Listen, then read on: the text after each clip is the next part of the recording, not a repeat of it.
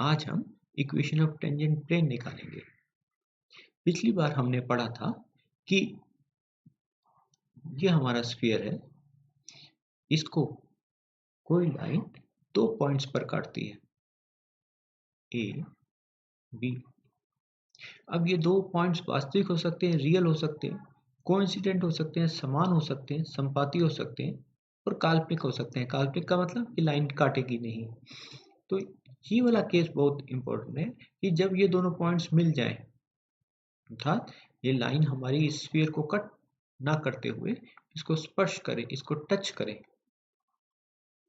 ये हमारी लाइन इसको टच करती है इस स्फीयर को इस पॉइंट पर।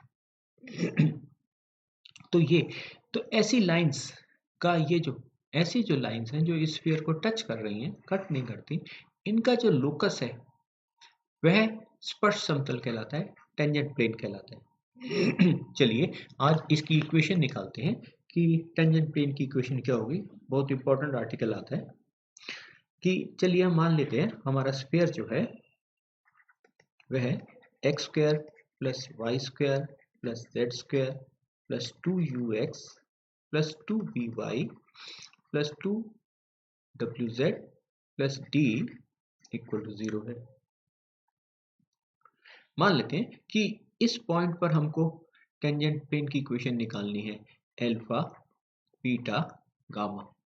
ये पॉइंट अल्फा बीटा गामा है ना। To find equation of tangent plane at the point alpha beta gamma. इस पॉइंट पे हमको इक्वेशन निकालनी है। तो चलिए मान लेते हैं इस पॉइंट से जाने वाली ये जो लाइन है, तो equation of line through alpha beta gamma क्या हो जाएगी, x minus alpha y minus beta z minus gamma, है ना। चलिए मान लेते हैं कि LMN इस लाइन के डायरेक्शन कोसाइंस है L M N। तो जैसे हमने पिछले वाले में किया था intersection of line and sphere, तो इस लाइन पे किसी पॉइंट के कोऑर्डिनेट ले लिए थे,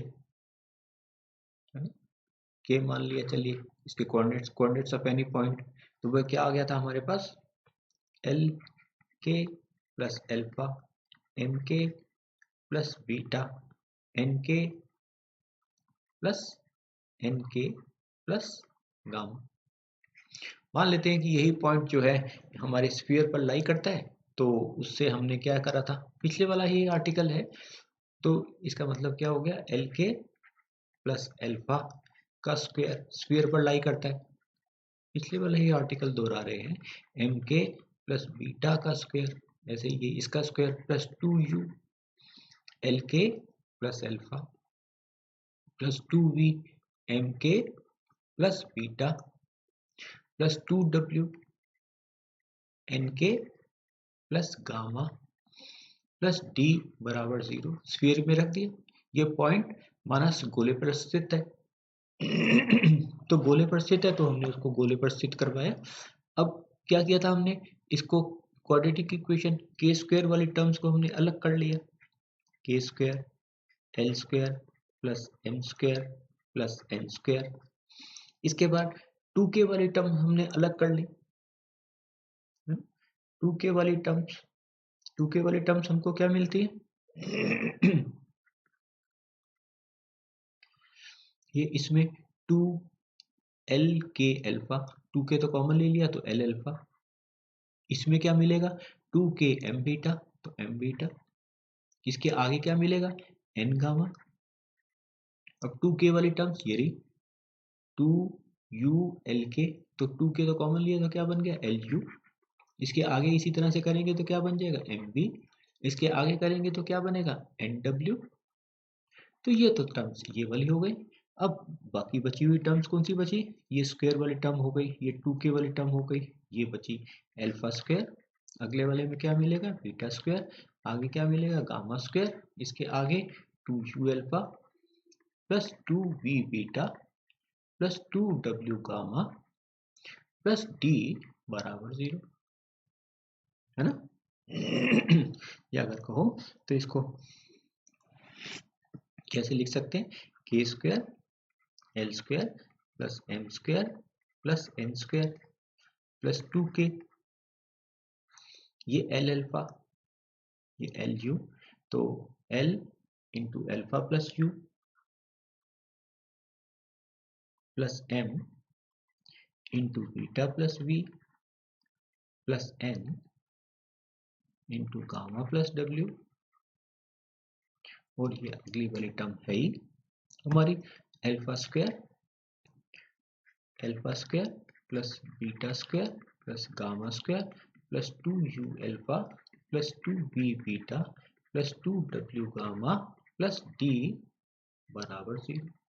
अब अल्फा बीटा गामा तो क्या दिया है, लाइज ऑन स्फीयर, ये दिया है उसने हमको, ये गोले पर स्थित है, तो गोले पर स्थित है तो इसका मतलब क्या हुआ, अल्फा स्क्वायर गोले की इक्वेशन को संतुष्ट करेगा, सेटिस्फाई करेगा। Alpha square plus beta square plus gamma square plus 2u alpha plus 2v beta plus 2w gamma plus d बराबर 0। इसमें रखी तो ये वाला हिस्सा तो हट गया, तो क्या बच गया, इसको देखें तो क्या बच गया, k square into l square plus m square plus n square plus 2k l into alpha plus you plus m into beta plus we plus n into gamma plus डब्ल्यू बराबर 0। ये तो 0 हो गया ना, ये वाली टर्म सारी 0 बन गई है, देखो अल्फा बीटा गामा इस पर स्थित है। अब इसमें अगर देखें तो ये k कॉमन ले, एक इसमें ये रख के ये रख के, तो k कॉमन लिया तो क्या बन गया, k into l square plus m square plus n square plus 2l into alpha plus you plus m into beta plus v plus n into gamma plus w, gamma plus w बराबर 0।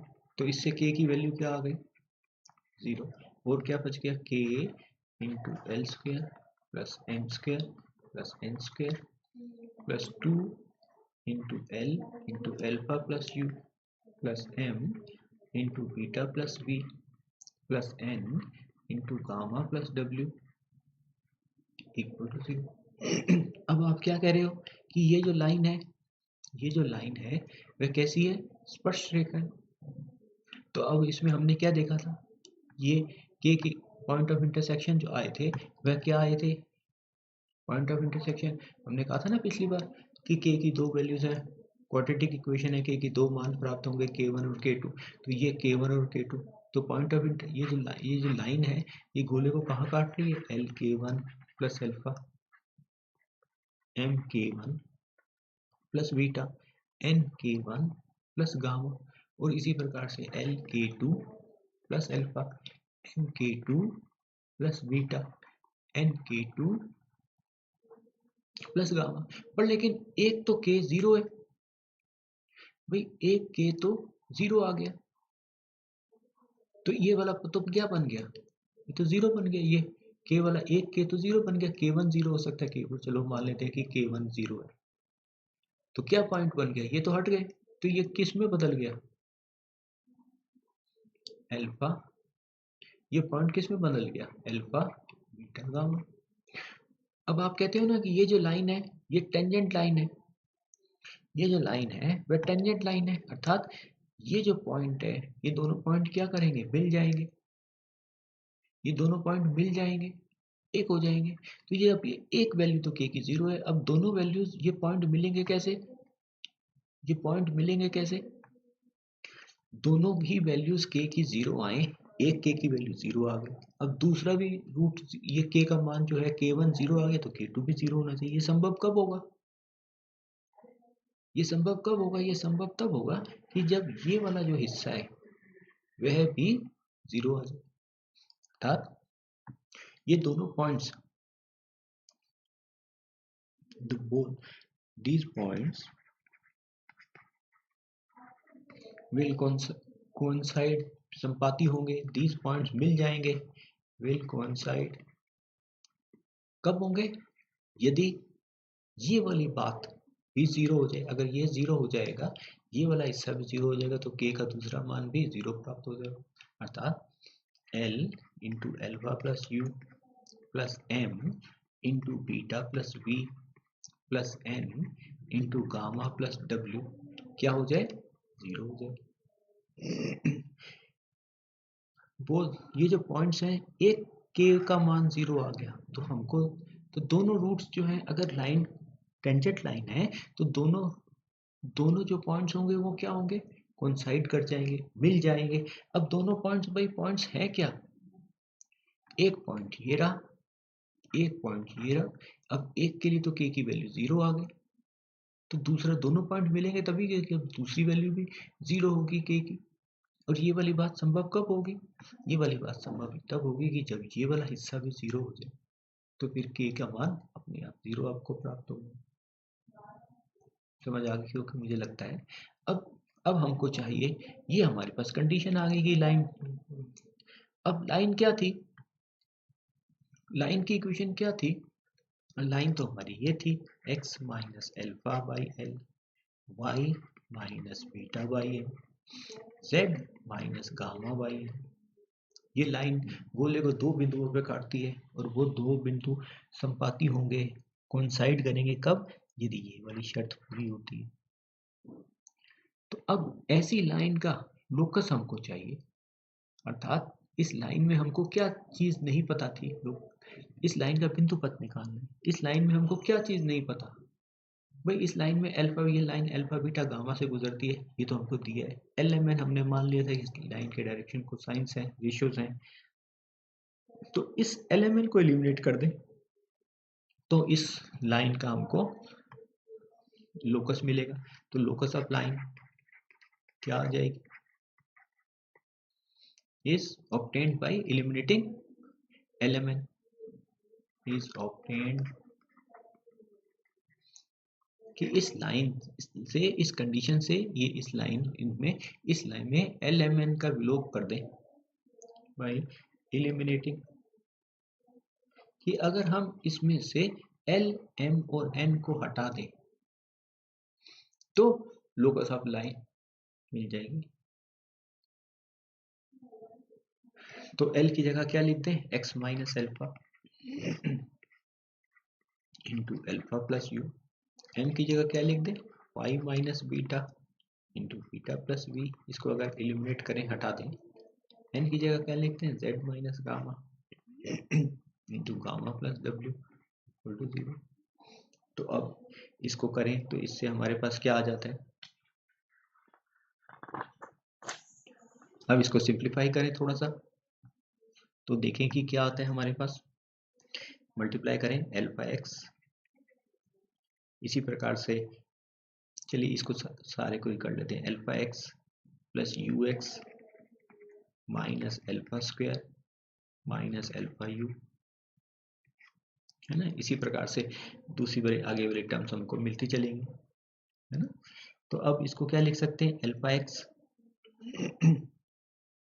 Alpha x, इसमें अगले वाले में क्या मिल जाएगा? Plus beta Y, उसके आगे क्या मिल जाएगा? गामा जेड, है ना। और इसको देखें तो ये हमारे पास क्या आता है? ये यू एक्स और alpha u plus u x plus v y plus डब्ल्यू जेड, और उधर माइनस वाले टर्म्स को चलिए दूसरी तरफ ले जाते हैं तो क्या आ जाता है? एल्फा स्क्वायर, अगले वाले में क्या मिलेगा? बीटा स्क्वायर, उसके आगे क्या मिलेगा? Gamma square gamma square plus alpha square plus beta square plus gamma square plus alpha u plus beta v plus gamma W, ये मिलेगा हमारे हमको, है ना, प्लस गामा डब्ल्यू।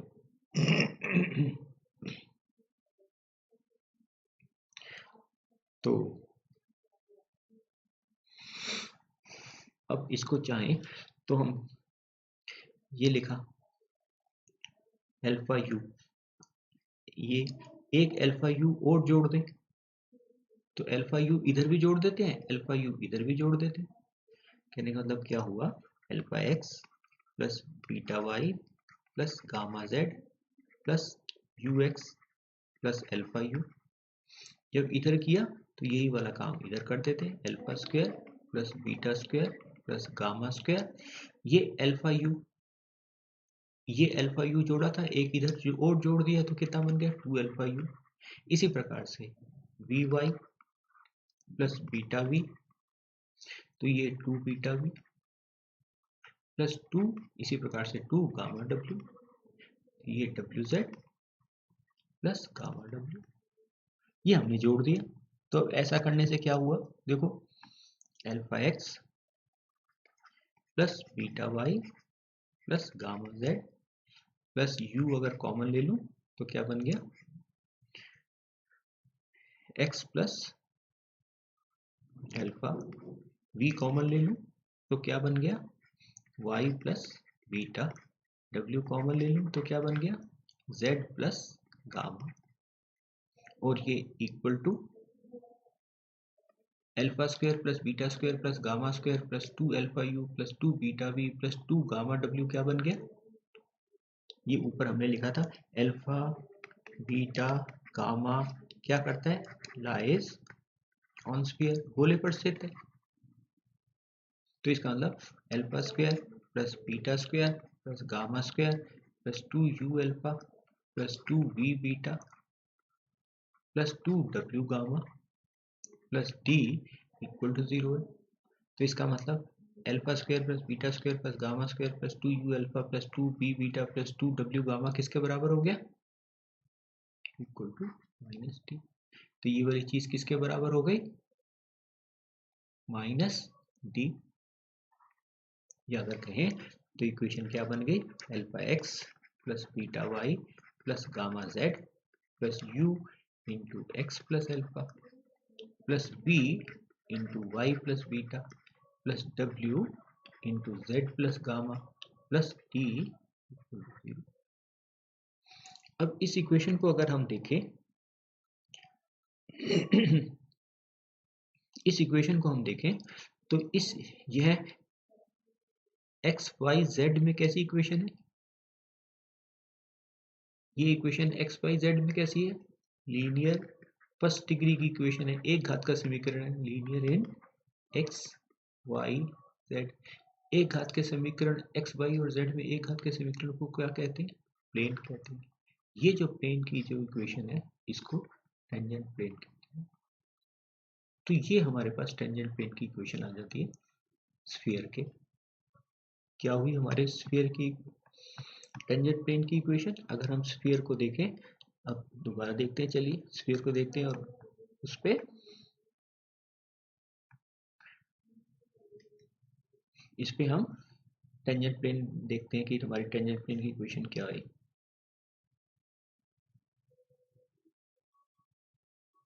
देखो स्फीयर की इक्वेशन क्या थी, x square plus y square plus z square plus 2 ux plus 2 by plus 2 wz plus d equal to 0। हमें क्या चाहिए था, अल्फा बीटा गामा पे टेंजेंट प्लेन की इक्वेशन। तो टेंजेंट प्लेन की इक्वेशन हमने क्या बना दी, ये देखो ये रही अल्फा एक्स, ये देखो क्या बन गई, एक्स की स्क्वायर की जगह alpha x plus beta y plus gamma z plus ये u, एक्स की जगह क्या बन गया, x plus alpha v into y plus beta plus w into z plus gamma plus d. ये हमारे पास टेंजेंट प्लेन की इक्वेशन आ गई,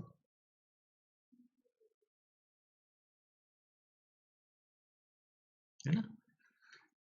और अगर इसको इस रूप में और लिखें, एक्स वाली टर्म को साथ लिखें, तो ये क्या आ जाता है हमारे पास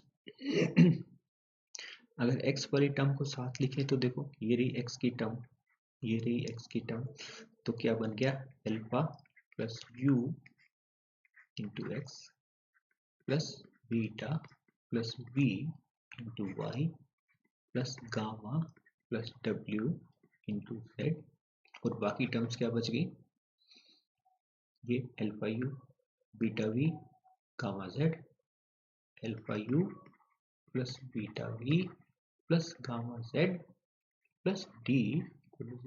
ये तो यहाँ टेंजेंट प्लेन की इक्वेशन होगी। एक बात, अब इसके बाद तो मैं आगे इसमें देखते हैं कि ये देखो कि क्या बन रहा है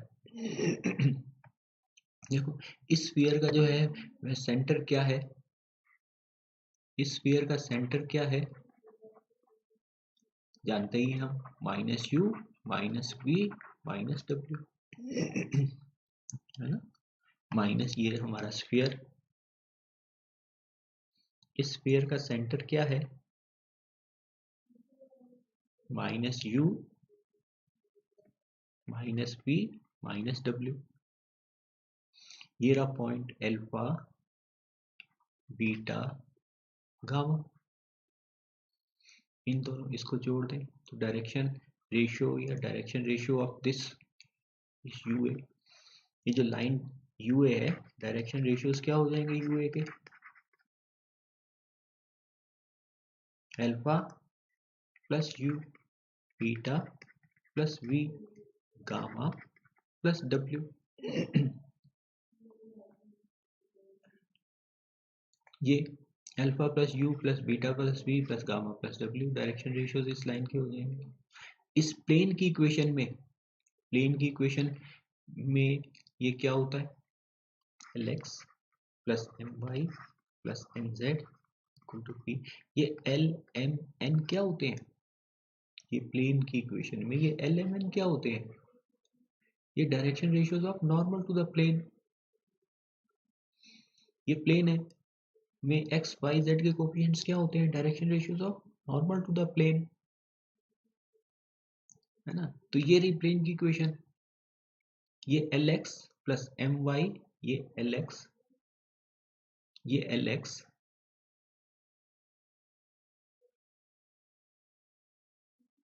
ये l x plus m y plus n z, ये रहा, तो अल्फा प्लस यू, ये एल, ये एम, ये एन, ये क्या बन गए, इस प्लेन के नॉर्मल के direction ratios, alpha plus you beta plus we gamma plus W, ये इस प्लेन के नॉर्मल का डायरेक्शन। कहने का मतलब क्या हुआ कि ये जो लाइन, ये जो पॉइंट और ये जो इसका सेंटर को जोड़ने वाली लाइन है, यह क्या है, नॉर्मल है इस प्लेन के, ये प्लेन जो बन गया हमारे पास यहाँ पे, ये जो लाइन है इस प्लेन के नॉर्मल है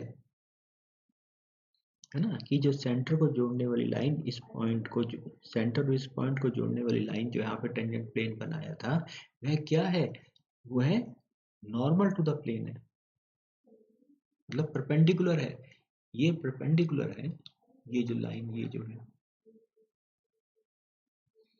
तो वैसे अगर देखें और इस स्फीयर को देखें तो ये ओ ए क्या बन कहलाता है आपको, ये जो ओ ए जो है यह क्या कहलाता है, सेंटर का इसके एंड ये जो इसके जो पॉइंट है स्फीयर के ऊपर, इनके बीच का डिस्टेंस क्या कहलाता है, रेडियस कहलाता है। तो अगर हमारा ये जो प्लेन है ये टेंजेंट प्लेन है, तो ये क्या होगा, distance of the centre from this plane is same as the radius of the sphere, है ना। कहने का मतलब क्या हुआ कि अगर l x plus m y plus n z equal to p tangent plane हो, टेंजेंट प्लेन है एट अल्फा बीटा गामा, चलो तो इसका मतलब क्या होगा कि अल्फा बीटा गामा का सेंटर से दूरी ओ ए क्या होगा, is O A distance of the centre ये दो पॉइंट्स के बीच की दूरी या तो ये रेडियस हो गया, radius of sphere. Radius of sphere क्या होगा, रेडियस ऑफ स्फीयर क्या होगा, वह गोले के केंद्र की, गोले के केंद्र की समतल से दूरी होगी। जैसे अब यहाँ पे गोले का केंद्र अगर हम निकालें तो हमारे पास क्या आ जाता है, गोले का केंद्र निकालें। चलिए इसको नेक्स्ट टर्न पे करेंगे, अभी आप इसी को ही देखना कि गोले का केंद्र और किसी बिंदु की समतल से दूरी, ये तो सूत्र आपने पहले पढ़ा होगा, बस इसी को लगाना है। नेक्स्ट टर्न पे हम इसको करेंगे। Thanks for today.